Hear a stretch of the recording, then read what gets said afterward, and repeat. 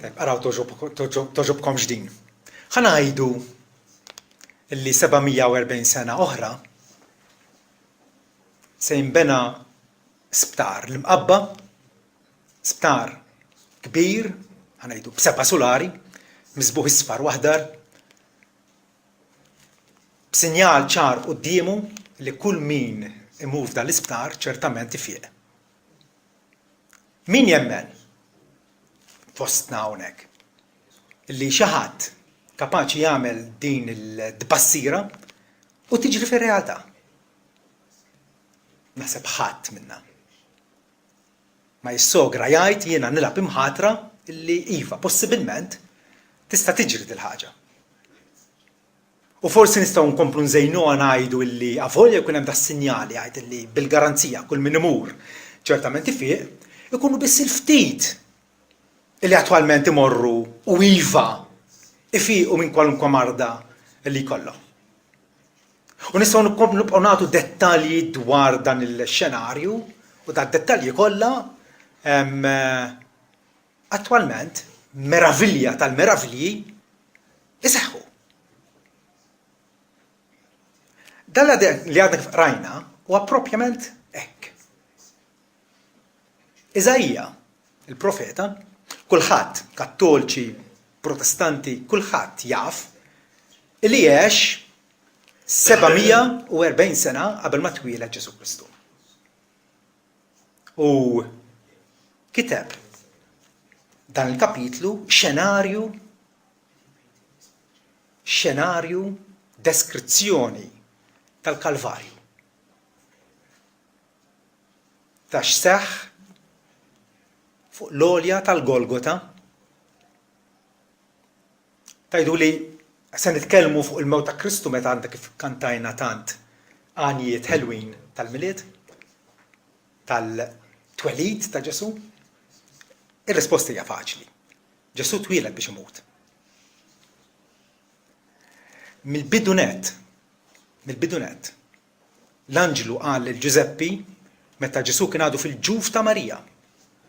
U qallu inti issemmih qiegħed la tiben u inti ssemmih Ġesu għax hu jeħles lill-poplu tiegħu minn dnubietom. U kif ħelishom? Skont dan ix-xenarju li penġilna Iżajja, din hija waħda mill-ħafna profezziji. Jekk ikollna niġbruhom kollha u ngħidu li dawk il-profezziji seħħew fi Kristu, ħadd minna ma jkollu skuża u jgħid illi jew forsi iġib xi kawtieli u jgħid illi ma kontx naf illi l-Bibbja hija l-kelma t'Alla. Illi Alla urina b'tant ċertezza, tant konvinzjoni. Bilna bejnietna li ħadd mill-bnedmin mhu kapaċi jgħid illi 740 sena oħra jinbena dan l-isptar fl-imqabba u tajna dik id-deskrizzjoni sħiħa u infatti ġara hekk. U allura appuntu mhux biss fil-apostli li fehmuna u kitbu x'ġara u xraw bajnejhom stess dwar Ġesu ta' Nazaret. Imma anke minn qabel, miet u anke eluf ta' snin qabel. Alla ħabbar minn qabel x'kellu jiġri. Biex aħna nkunu ta' bilħaq konvinti li dak li qegħdin naqraw fl-Iskrittura mhuwiex xi invenzjoni, mhix xi ħrafa minsuġa bil-qerq, bil-brikkunaġni ta' moħħ il-bniedem. Ma hawnhekk qegħdin propjament nisimgħu kelma awtorevoli li qabel ma ġara l-avveniment. Alla għallilna eżattament x'se jiġri. U infatti il-profeta Iżajja jgħid min hemmen dak li xandarna u lil min dirih il-molej kien imgħarraf. Palli kieku qed jistaġeb u jgħid minkejja li l-salvazzjoni t'Alla hija tant ċara, hija tant qawwija, hija tant effettiva għal dawk kollha li jirrikorru lejh, xorta waħda Iżajja qed jistaġeb. Qiegħed qisu mibluħ imnixxef illi min hemmen dak li xandarna. Kienu biss il-ftit. U għadha sal-ġurnata tal-lum il-ftit minkejja l-fatt illi dawk kollha li rrikorrew għand Ġesu Kristu li marru għandu bil-fidi sabiex jitnatfu u jsibu il-fejqan tagħhom, il-fejqan spiritwali tagħhom fih, dawn kollha ma ħarġux diżappuntati. Dak l-isptar bit-tabella ċaru li kull min jiġi biex jitfejq ċertament ifien. U frattant, għaġib tal-ġubijiet huma l-ftit. U iżda jibda b'din il-nota ta' staġib. Alla ħadem b'mod tant dirett, b'mod tant ċar, b'mod tant effettiv, u xorta waħda in-nies aktarx iwebsu rashom u ma jridux jafu din l-salvazzjoni. Nispera li mintix wieħed jew ħadda minnhom dal-għodu. Alla, ħanitkellem ċarismu, Alla qed jagħtik opportunità ta' deblu, opportunità li forsi ma terġax tiġik f'omrok kollu.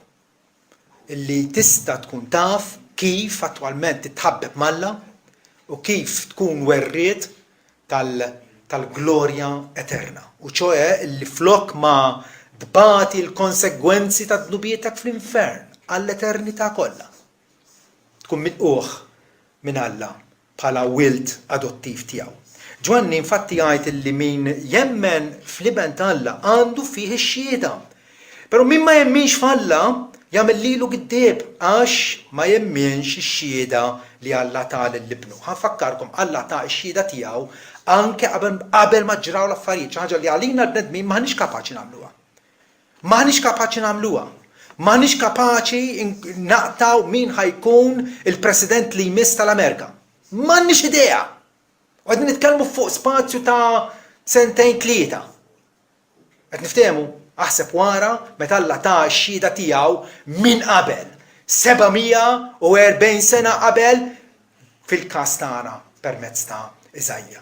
Din hija x-xhieda, Alla tagħna il-ħajja ta' dejjem u din il-ħajja hija f'ibnu. Min għandu liben għandu l-ħajja, min m'għandux liben tal-Alla m'għandux il-ħajja. Il-mistoqsija kbira hija allura liben tal-Alla Ġesu Kristu. Kif jagħtina l-ħajja? Jagħtina l-ħajja u ċoe li aħna nieqfu quddiem Alla mill-qwejn aċċettati minnu mogħtija merħba fil-preżenza tiegħu. Kif? Billi hu nnifsu kien imwarrab minn Alla, miċħud minn Alla. Ġesu jagħtina l-ħajja billi miet u għalina. X'jiġifieri din li Ġesu miet għalina? Ħanibdew mill-bidu ta' din il-profezija tant fenomenali, tant impressjonanti. Iżda jgħidilna kiber qudiemu bħal rimja tarija u bħal li joħroġ minn art taċċana. Nafu il-ħajja ta' Ġesu ta' Nazaret. Tajjeb, imwieled minn Marija, imwieled u mrobbi f'belt illi jew pjuttost raħal, illi kellu anke fama li mu xejn speċjali, Nazaret. Fost midinbin, f'dinja illi ma laqatux. Ma kellu ebda forma jew ġmiel biex nħarsu lejh u lanqas bixra biex ninġibdu lejh. Ġesu bħala tfajjel, bħala raġel, ma kienx għawek qed jgħidilna l-uniku dettall fil-Bibja kollha kif kien jidher Ġesu fiżikament. Jgħidilna li ma kellux xi forma jew xi ġmiel biex nħarsu lejh. Kien bniedem normali. Bħalek. L-artisti llum tawna ħafna ritratti u pitturi ta' Ġesu u dik il-figura sabiħa, għawek qed jikkontradixxiha. Illi hu kiber, mhux magħruf fl-oskurità bniedem fost il-bnedmin l-oħra.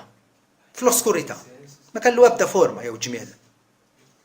Anzi, hu kien immaqdar u maħrub min-nies. Sa l-ewwel 30 sena ftit li xejn għandna informazzjoni jew tarif dwar Ġesu. Għandna dak l-avveniment kurjuż ta' 12 sena meta tala Ġerusalem u Ġusepp u Marija ħallewh warahom biżball u mbagħad reġgħu marru u sabuh fit-tempju jgħallem, jiddiskuti mal-esperti tal-liġi u x'vera. Però mill-bqija nafu li kien ħadem ma' Ġuseppi bħala Mastru Taxxa li trabba f'Nazaret. Appena ħareġ u beda l-Ministeru Pubbliku tiegħu biex ikun magħruf bħala il-Messija tagħna, is-Salvatur tagħna bnedmin. Għabek jgħidilna mill-ewwel u kien maqdar u maħrub min-nies. Mill-bidunet, Ġesu kien ittimbrat bħala xi ħadd barrani fostna, ma jaqbilx magħna, rivoluzzjonarju, daħal fis-sinagoga, beda jxandrilhom mill-ewwel dbernu għalih, għadbu għalih, irrabjaw, rridu jarmuh minn fuq il-preċipizzju għal-isfel. Mill-bidunet kien maqdar. Il-kritika immirata lejh kienet kontinwa. Kritika minn midinbin, kritika minn nies reliġjużi ipokriti, kien maqdar maħrub minn nies, raġel tal-uġieħ u mafuż bil-mart.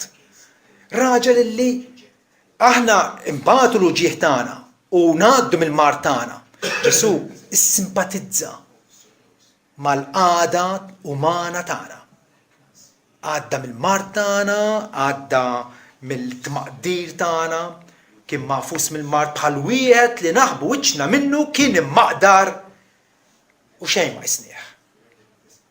Aqra l-eba Vanġeli u kollha isemmaw l-istess moda. Kollha għandhom l-istess messaġġ. Illi kien immaqdar. Kien immaqdar minn Lut, kien immaqdar minn Ponzu Pilatu, minn Erodi, mill-bqija tan-nies. Ġesu għax fl-umiltà. Araw, x'ritratt qiegħed ipinġilna. Min hu dan is-Salvatur kważi li ma nippretendux li huwa Salvatur. Der fostna bħala sempliċi bniedem, ma kienx ta' xi ġmiel eċċezzjonali fiżikament. Ma mbagħad ħajibda issa jidħol fil-qofol tal-missjoni tiegħu. Għalfejn kien hemm bżonn l-liben etern talla. Jidentifika ruħu, jiġi fostna, jgħix magħna, difatti issejjaħ Emmanuel. Alla magħna. Għaliex da kollu? Għaliex din l-azzjoni estremista biex ngħidlek illi Alla nnifsu kellu bżonn illi jiġi fostna hawnhekk f'din id-dinja tagħna. Jibda biex jagħtina raġuni tassew u refa il-mart tagħna u tabba bl-uġieħ tagħna. U aħna ħsibnieh mill-qut, midrub minn Alla u miljat. Hawn hija il-xenarju, l-ispettaklu tal-Kalvarju. Ġesu imdendel ma' għowda tas-salib u n-nies qegħdin jiżżuffjettaw bih, qegħdin jirredikolawh, qegħdin jinsolentawh u qegħdin jgħidu u falla. Imma Alla ma ħelsux, qegħdin jitmasħru bih. Qegħdin jassumu li ġralu hekk spiċċa dik il-mewta ta' għajb fuq salib, appuntu il-għaliex kien mill-qut minn Alla. Li għamel xi ħaġa ħażina u allura issa qed jieħu l-konsegwenza, il-riżultat tagħha. Aħna ħsibnieh mill-qut midrub minn Alla u miljat. Però vers 5 mbagħad Iżajja jagħtina r-raġuni vera. Għala x'wassal lil Ġesu? X'wassal lil Ġesu? Illi aċċetta s-salib, ma ħarbux, meta Pietru prova jiddefendih anke fil-ort tal-Ġetsemani billi ħareġ is-sejf u attakka lill-avversarji. Ġesu qallu poġġi lura s-sejf tiegħek fil-għand tiegħu. Għax min jaqbad is-sejf, bis-sejf jinqered. Ma taħsbux li inkapaċi jinseħ il-missieri u jibati 10,000 leġġjun ta' anġli u jeħlisni. Imma mbagħad kif isseħħ l-Iskrittura. U x'l-Iskrittura qed tgħid fosthom din. Din l-Iskrittura. U għexieren biex ma ngħidx miet ta' skritturi oħra li kollha enfasizzaw il-fatt li l-Messija kellu ibati. Imma ibati. Għaliex? X'għamel ħażin? Aħna dejjem nassoċjaw it-tbatija ma' ħażen. Il-ħażen iġib it-tbatija. Tieħu droga ħadbati. Vera? Tkun għażżien ħadbati. Il-ħażen iġib it-tbatija. Għaliex Ġesu kien mill-qut? Għaliex spiċċa fuq salib u kien miġruħ minħabba ħtijietna. Hawnhekk flit-Testament il-Qadim kollu meta kien perjodu fejn il-lut kienu familjari ħafna. Ta' annimali li jinqatlu u jiġu sagrifikati fuq l-artal, annimal u annimal. Ta' jekk mu biex toqtlu laqas induna kważi kważi. U jmut m'għandux volontà da, mhux ħajlek iwa jew le. Immissa Ġesu qiegħed imut minħabba ħtijietna. U nnifsu qal jien huwa r-rajt tajjeb. Ir-rajt tajjeb jagħti ħajtu għan-naġġ tiegħu. Ħadd ma jħodili. Ma jien nagħtiha minn innifsi. Għandi l-awtorità li nagħtiha u għandi l-awtorità li nerġa' noħodha. Dal-kmandament jiena rċivejt minn missieri. Ġesu jagħmilha ċara li hu volontarjament minn rajh aċċetta s-salib minħabba ħtijietna, minħabba t-trasgressjonijiet tagħna, minħabba d-nubiet, il-ħażen tagħna li aħna kommettejna quddiem Alla li allura li kieku ma kienx Ġesu illi jikkanċella id-dejn kif nistgħu neħilsu. Kif nistgħu neħilsu? U kien miġruħ minħabba ħtijietna, misquq minħabba il-ħażen tagħna. Ħafna drabi aħna nagħmlu enfasi li rridu neħħu l-faqar, rridu neħħu l-ignoranza, rridu neħħu l-inġustizzja mid-dinja li kollu ma tajbin. Jalla ma jkunx hawn faqar u jalla jkun hawn il-ġustizzja fid-dinja. Però il-ħaġa, id-dilemma tagħna, l-problema bażika tagħna hija li jien midjun Alla, jien ħati quddiem Alla, kif nista' neħles minn din il-ħtija quddiem Alla li huwa qaddis. Illi Alla ma jixxaħħamx. Li huwa Alla ġustu rett, kif nista' neħles? Il-mistoqsija antika li staqsa Ġob. Kif jista' il-bniedem midneb ikun ġust quddiem Alla? Hawn hija risposta. Ġesu kien miġruħ minħabba ħtijietna, misħuq minħabba l-ħażen tagħna. Il-kastik li bih għandna Islam kien fuq u bil-flagellazzjoni tiegħu aħna fiqna. X'inkiseb? X'riżultat ħareġ mill-mewt ta' Kristu? Islam ma' Alla. Dak li għandna bżonn. Aktar minn kull ħaġa oħra.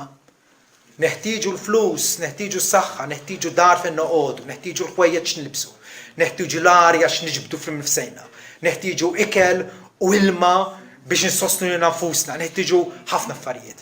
Imma l-bżonn indispensabbli li għandna jekk ta' bilħaq nożżu lil ruħna hija li aħna insibu il-paċi mal-Alla. U ngawduha il-paċi mal-Alla. Ġesu miet apposta qed jgħidilna Eżajja sabiex ikonna slim mal-Alla. Il-kastik li biha għandna slim għaliex Alla ġust bil-fors irid jikkastiga t-tnub bil-fors. U għalhekk jeżisti l-infern. U għalhekk Ġesu ġie f'din id-dinja biex jeħlisna mill-abbissi u l-kastik waħħaxi tal-infern. Il-missjoni tremenda li Alla ta' lill-istess ibnu. Meta Ġesu kien fostna, kienu aktar minn kull profeta, aktar minn kull ħadd ieħor, l-informazzjoni kważi kollha li għandna dwar l-infern insibuha fuq fom Ġesu Kristu. U Ġesu miet sabiex jilliberana, sabiex jiskansalna dak il-kastik tal-biża. Il-għaliex ir-ribellioni tagħna kontra Alla. Alla ma jistax iħalli għaddejja. Kif jaħsbu xi wħud illi jibqgħu fin-nuqqas tandiema appuntu għax jaħsbu li Alla huwa passiv. Imma hemm jum fejn Alla jagħmel kontijiet magħna. Jekk tissogra li tidher waħdek quddiem Alla mingħajr difensur mingħajr dak illi ħadem sliem għalina malla. Ma jkunx hemm tama dik. Il-kastik li biħanna sliem kien fuq u bil-flagellazzjoni tiegħu aħna fitna. X'inhi s-sitwazzjoni tant gravi allura illi iddomandat din l-azzjoni radikali, din ir-rivoluzzjoni ta' mħabba mis-sema. Illi Alla kellu jindaħal b'mod tan dirett illi fil-vera sens tal-kelma kellu jidentifika ruħu magħna l-bnedmin. X'kienet is-sitwazzjoni? Vers 6. Bħal naċ aħna l-koll intlifna. Kulħadd jaħseb li huwa għaref, kulħadd jaħseb li għandu dritt jagħmel li jrid u jagħmel li jrid. U hawnhekk qed jgħidilna aħna qisna naċ. Ara kien tilef żiemel jew barri. Kapaċi jsib lura lil sidu jew mur lura fil-maxtura tiegħu. Imma naġa le. U nitkellem mill-esperjenza. Missieri kien irabbi żewġ naġiet jew 3. Meta kett intilflu kien hemm erja fejn id-dar tagħna ta' Gerxija, mhux ta' Gerxija tal-Ibraġġ. Tal-Ibraġġ. U kien jiġi d-dar mingħajr naġa. Ma nafx hemm marret, telqet. U mbagħad konna nsibuha tamlit jew x'imkien niżet isfel.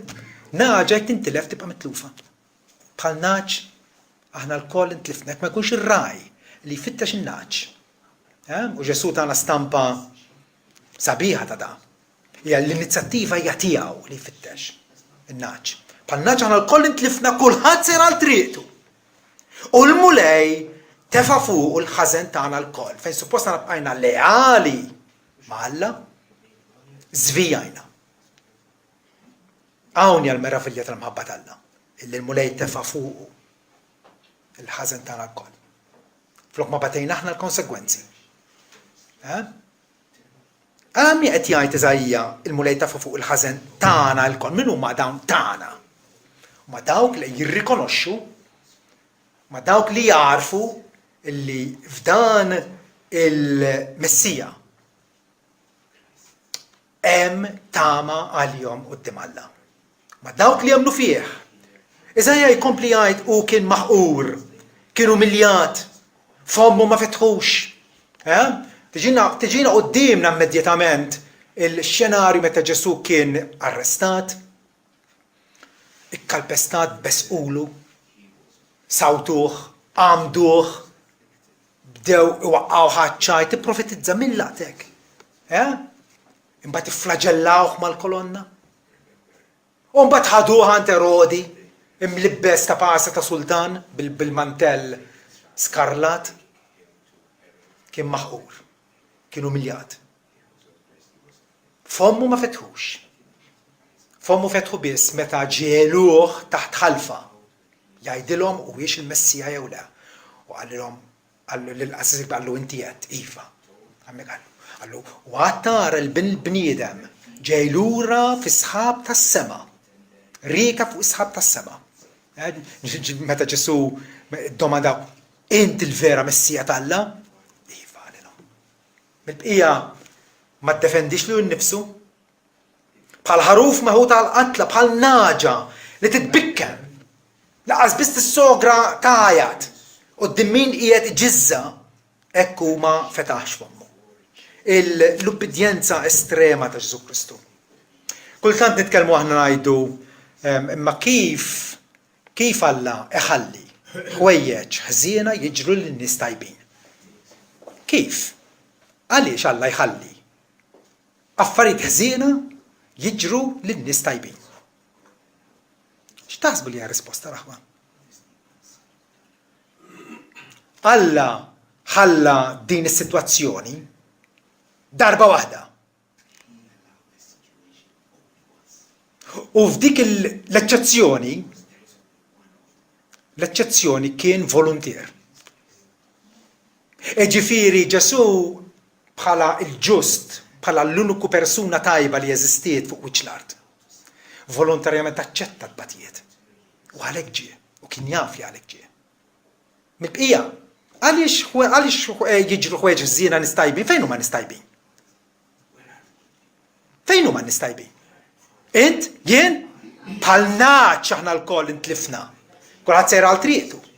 Kulħadd abbanduna l-kmandamenti tal-Alla, kulħadd qed jagħmel li jrid, li jfettillu, kulħadd għandu l-fehma tiegħu, l-filosofija tiegħu. Ejn nitkellmu sewwa l-aħwa. Aħna mhux ħwejjeġ ħżiena, meta niċċievu ħwejjeġ ħżiena, ħaqhomna. Meta niċċievu ħwejjeġ tajbin, il-bies li qed tilbes, il-kolazzjon li ħadda l-għodu, il-mitraħ komdu l-irqat fuq dal-lejl, u 1000 bark oħra, dawk huma kollha frott tal-ħniena tal-Alla fuq hekk.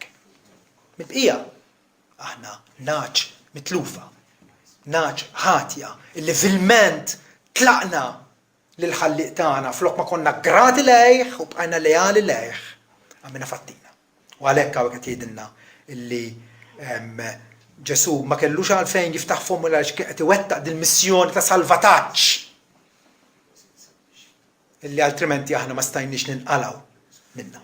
Bid-newwa u l-ħaq u kien imneħħi kompli jgħidilna Eżajja. U min fost dawk tal-ġenerazzjoni tiegħu qatt jaħseb illi hu kien maqtuħ minn art il-ħajjin mill-qut minħabba l-ħtija tal-poplu tiegħu. Min fosthom qatt jekk nieħdu lil Pietru meta Ġesu qalilhom illi bin il-bniedem qatt jitla' Ġerusalemm u hemmhekk ikun miċħud minn qassasin l-kbar, Pietru prova jżommu għallu mulej qatt ma jkun qatt minnek da. Ħadd ma qatt jaħseb illi Ġesu kien imneħħi maqtuħ minn art il-ħajjin mill-qut minħabba l-ħtija tal-poplu tiegħi qed jgħid Alla l-Missier.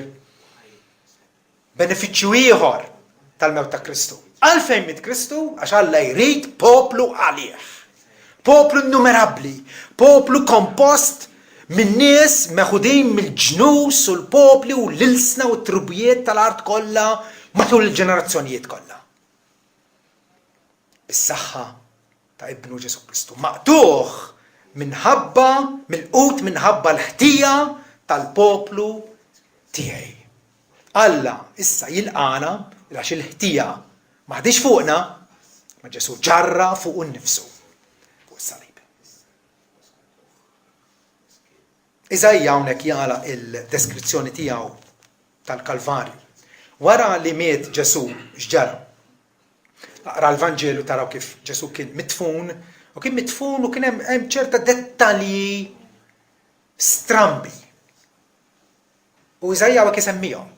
Sabiex għannu kunu kapaċi nidentifikaw ngħidu Ġesu huwa l-vera Messija illi Eżajja 740 sena qabel qal li hu kellu jkun. Għaliex imposturi u nies li jippretendu li kapaċi jgħinu r-razza umana hemm ħafna. L-uniku Salvatur kwalifikat u mibgħut mill-Missier huwa Ġesu Kristu.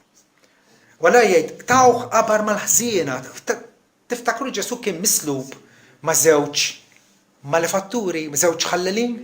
Dak iż-żewġ ħallalin illi inkisruhom saqajhom, tniżlu mis-salib, indifnu probabbilment fil-qrib ma' Ġesu, però mhux fl-istess qabar.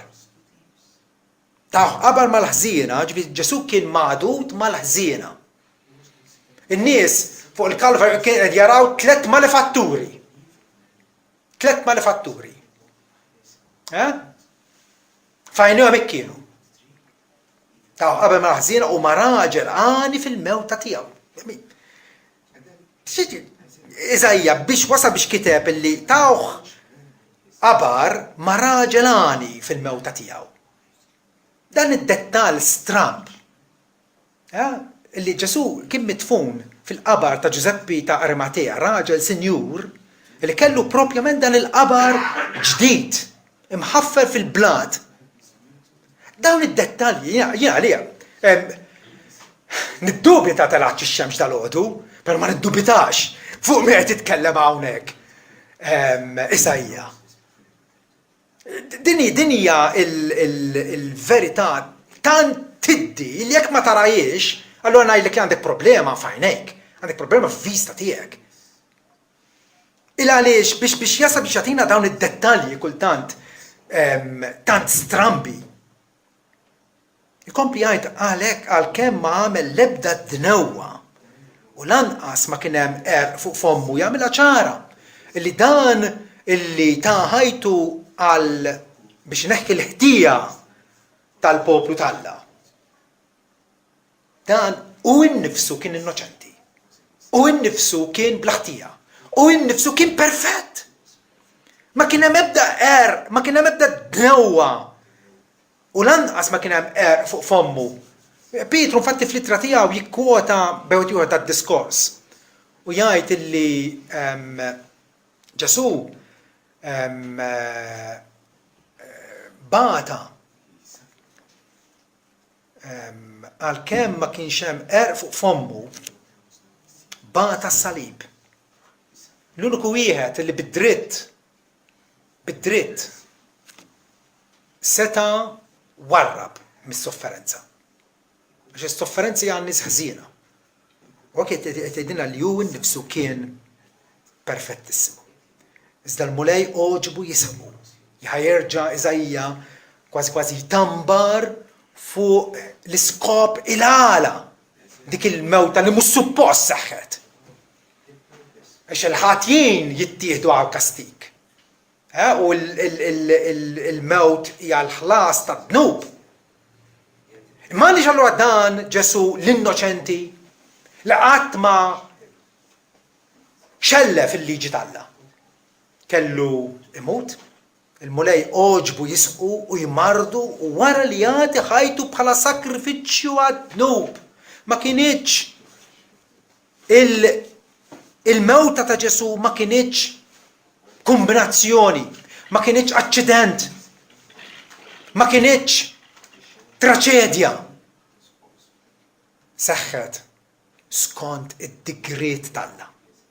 Seħħet għaliex Alla iddetermina li hekk għandu jkun sforz l-imħabba tiegħu lejna. Mulej oġbu jisqu u jmardu u wara li għadha ħajtu bħala sakrifiċċju għad-dnub jara n-nisel tiegħu. Dej ukoll ma tiftihemx. Ġifieri, raġel illi miet imbagħad jara n-nisel tiegħu. Sorprendentement qed jgħidilna dak l-istess Ġesu li miet qam mill-mewt. Reġaħa l-ħajja. Jara n-nisel tiegħu u jtawwal il-jiem tiegħu. Niftakru li Ġesu qam mill-mwiet iltaqa' ma' diversi nies fosthom l-apostli ovvjament sabiex jagħtihom konferma ċara li hu l-istess wieħed li kien mitfun rebaħ fuq il-mewt. Itawwal il-jiem tiegħu dak li joġob il-mulej kollu r-riżq fidu. X'inhuwa dak li joġob lill-mulej? X'inhuwa dak li joġob l-Alla l-missier? Li kollu familja tiegħu, li kollu nies mifdija, li kollu nies illi igawdu xirka miegħu. Appuntu minħabba il-fatt illi Ġesu għamel tpattija sħiħa u adekwata għalihom. U jara l-frott tad-tbatijiet ta' ruħu. Ġesu preżentament molli fuq l-eminija tal-missier qed jara l-frott tad-tbatijiet ta' ruħu. Il-mewta tiegħu kienet l-avveniment l-aktar kruċjali li seħħ minn Alla ħala ismewwiet u l-art. U dik il-mewt Alla konferma bħala mewt effettiva li Alla tinna l-paċi miegħu li bija qed jiġbor poplu għalih innifsu dik il-mewt. Ma seħħitx b'kombinazzjoni. U jara l-frott ta' tbatijiet ta' ruħu jissodisfa ruħu bil-arfa tiegħu issa. Hawnni, il-mewt ta' Kristu tfisser li awtomatikament il-bnedmin kollha huma min huma se jsalvaw le. Le. Iżajja hekk jgħid illi bil-arfa tiegħu il-fatt li inti tkun smajt bih u għaraft min hu. U għaraft illi Alla ħatru bħala il-salvatur tad-dinja. Bil-arfa tiegħu l-qaddej tiegħi il-ġust jiġġustifika lil ħafna. Ġesu huwa l-ġust kif jiġġustifikana? kif il-bissna bil-perfezzjoni tiegħu appuntu billi aħna induru lejh. L-Apostlu Pietru fl-ittra tiegħu jgħid li Ġesu il-ġust miet minflok l-inġusti. Id-deskrizzjoni ta' Eżejja hawnhekk. Miet minflok l-inġusti biex irassaqna lejn Alla, biex iħabbibna miegħu. L-Apostlu Pawlu jgħid l-istess ħaġa. Fit-2 Korintin jgħid li Ġesu li mara fl-ebda dnub, li prattikament osserva bis-sinċerità u mill-qalb il-liġi kollha talla mill-bidu sa tmiem. U li mara fl-ebda dnub, Alla għamlu biex isir dnub għalina. Dik hija l-ħaġa li jridu nifhmu. Fuq is-salib Ġesu kien magħdud bħala misħud. Kien jerfa' s-saħta tagħna. Kien magħdud bħala midneb għax refa' dnub tagħna. Bir-raġun Ġwan il-Battista ponta seba' u lejh qal dan huwa l-ħaruf tagħna. Dan huwa li jneħħi dnub tad-dinja. Mela, Ġesu il-ġust jiġġustifika lil ħafna għax hu jitabba beħżunita. Kolli nsaqsi kwalunkwe Kristjan dal-għodu u ngħidlu inti midneb u jgħid iva. U nsaqsi ħitti mistoqsija fejn huma d-dnubiet tiegħek? U probabbilment weġibni jew huma msambrin mas-salib, jew Ġesu refaħħom fuq innifsu, jew Ġesu ħelisni minn dnubieti. U jitabba beħżunithom. Jekk inti għandek tabija u jiena nissollevak minna niġi u nerfaħħa jiena nnifsi, x'sar minn dik it-tabija għadek tħossa? Għada fuqek? Le. Għaliex? Għax sar ta' trasferiment. Minn fuq ruħi, Eżajja fil-bidu tal-ktib tiegħu jgħid illi ejjew, issa ħna nirraġunaw flimkien, jgħid il-mulej, għalkemm dnubietkom huma bħall-iskarlat huma ħomor nar ġifieri. Jibbjadu daqs is-silġ, għalkemm huma ħomor bħal kremżi bħas-suf isiru. Sar ta' trasferiment. Il-ħażen tiegħi ħadu Ġesu fuq innifsu. Is-sewwa il-qdusija, il-perfezzjoni ta' Ġesu libbisni biha.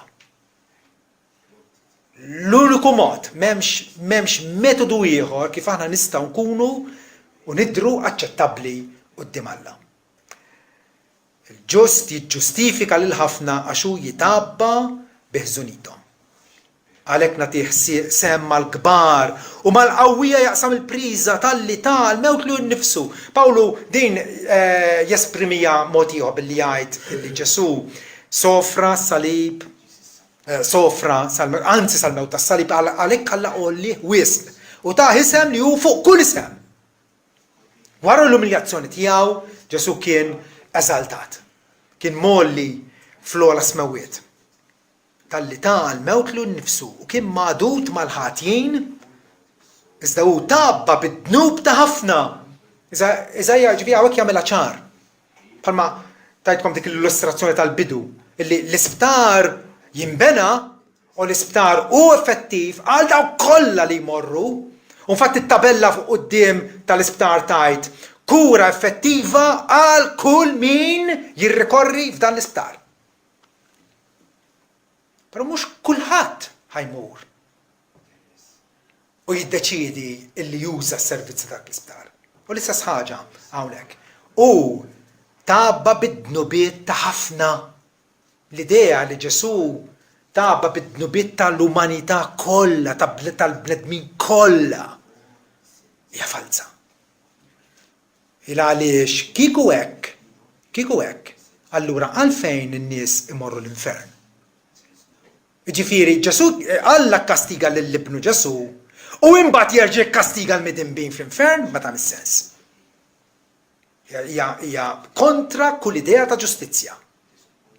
Jew tpatti għal dnubietek inti nnifsek fl-infern.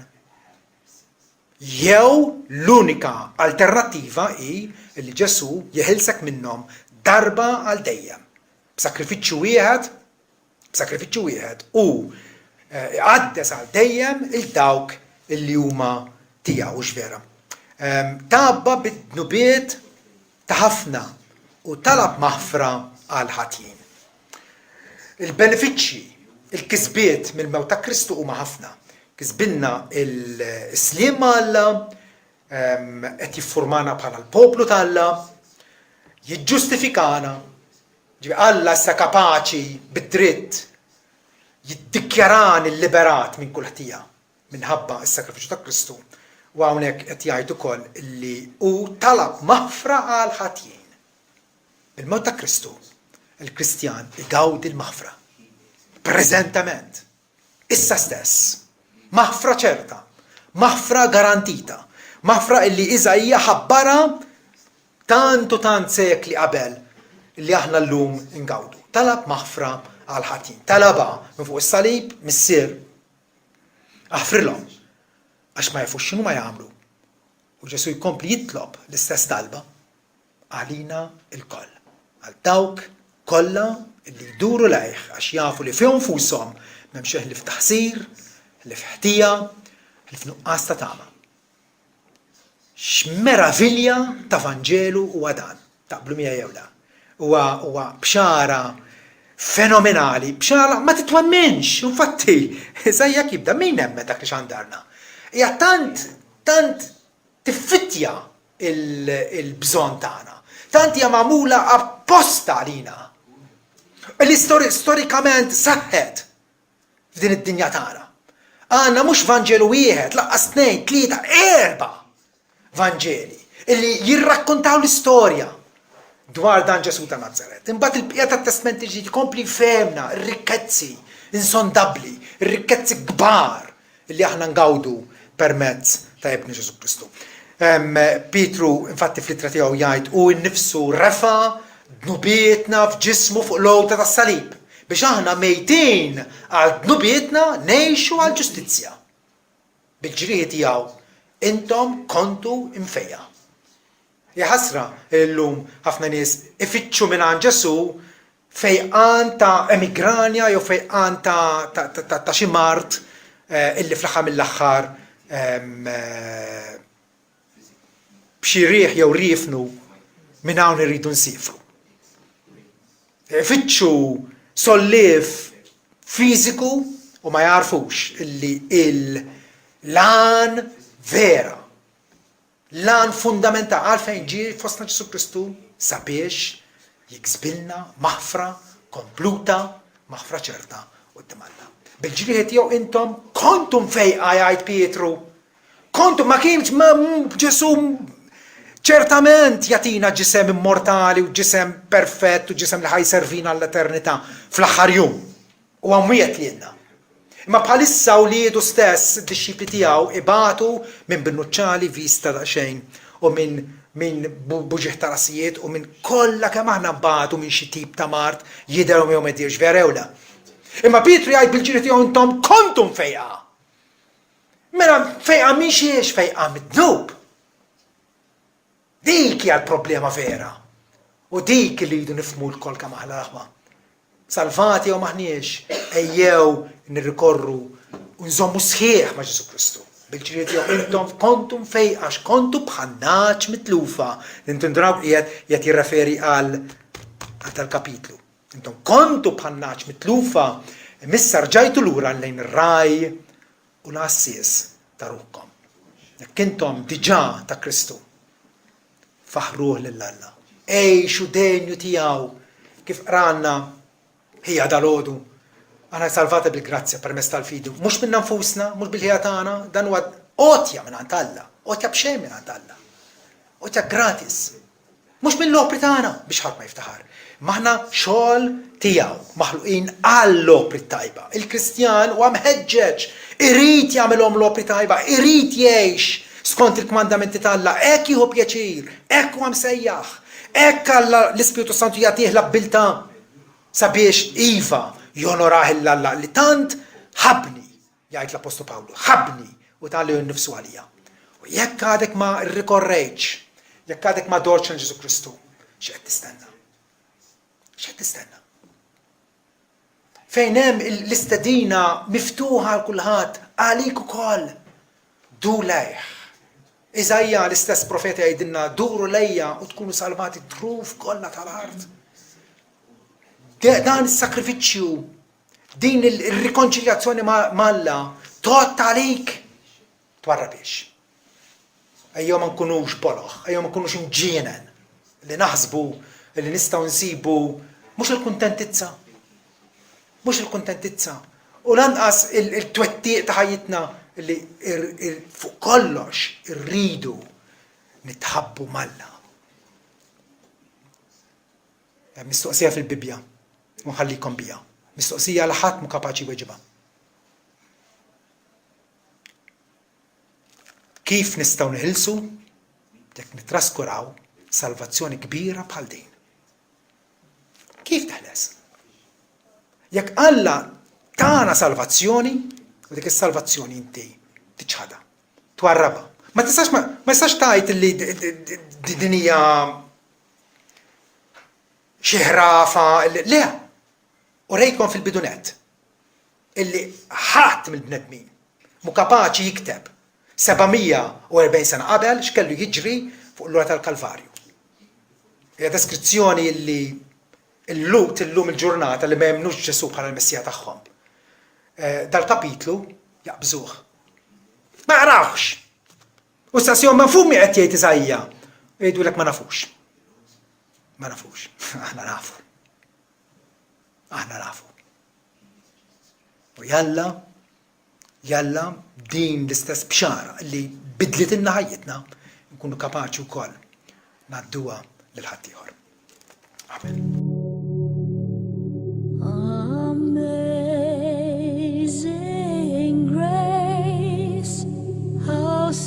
Sweet the sound that saved a wretch like me.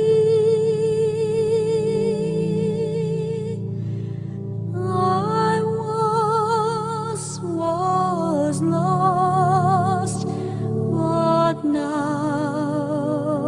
I'm found. Was blind, but now